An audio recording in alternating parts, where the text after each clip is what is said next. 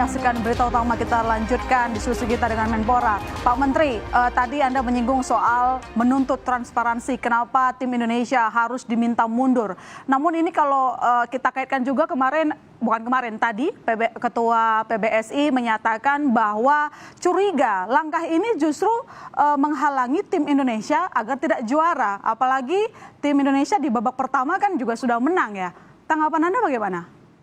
Ya, saya kira sama. Ada ketakutan terhadap Indonesia karena kan kita tahu bahwa sejarah All England berkali-kali sejak zaman Rudi Hartono dan kesininya itu selalu Indonesia menjuarai. Ya, ada yang beberapa apakah itu tunggal, ganda dan lain sebagainya. Nah, kekuatan Indonesia adalah kekuatan yang signifikan, perlu diperhitungkan oleh negara-negara lain. Maka bisa jadi kecurigaan yang muncul, yang disampaikan tadi itu juga beralasan. Karena misalnya saya mendapatkan informasi, ada satu negara bertanding, kemudian wasitnya dari negara itu juga. Kan nggak fair dong. Hal seperti itu. Itu apalagi kita sedang bertanding di tempatnya yang sudah berkali-kali dilakukan turnamen atau kejuaraan All England ini. Harusnya hal yang seperti ini kalau ada fairness, maka tidak akan terjadi. Dan sekali lagi panitia tidak melakukan antisipasi. Seandainya ini adalah hal yang ceroboh misalnya begitu ya.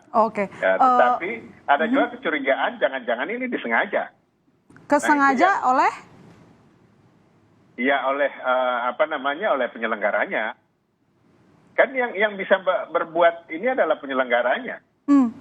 Iya. Dan supervisinya kan dari BWF.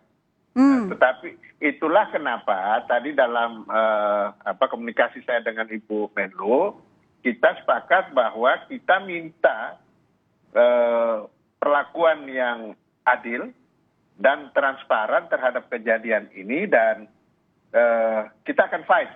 Itu kata-kata persisnya dari Ibu Menteri Luar Negeri dan kami mendukung itu. Kita fight untuk mendapatkan transparansi dan fairness, serta kita tidak diperlakukan seperti ini lagi pada saat-saat yang akan datang.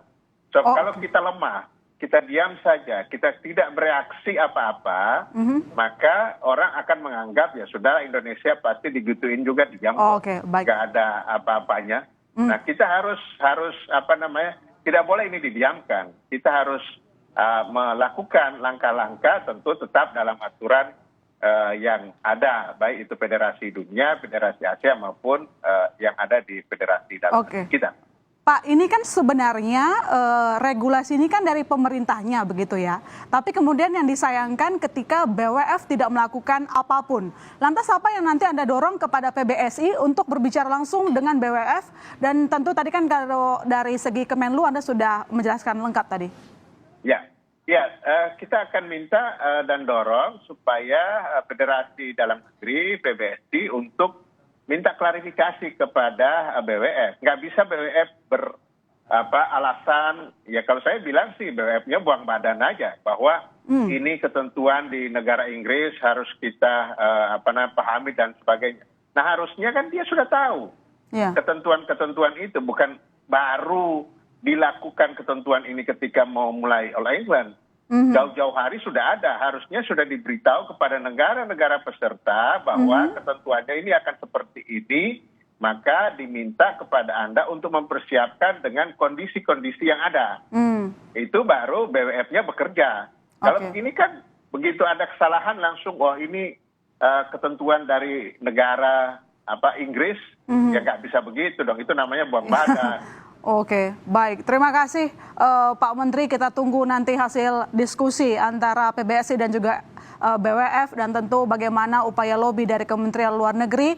Tapi kita berharap ada solusi terbaik supaya ke depan tim Indonesia tidak lagi diperlakukan. Kalau memang indikasinya nggak fair gitu. Terima kasih sekali lagi telah bergabung di Berita Utama. Selamat malam Pak Menteri, sehat-sehat selalu.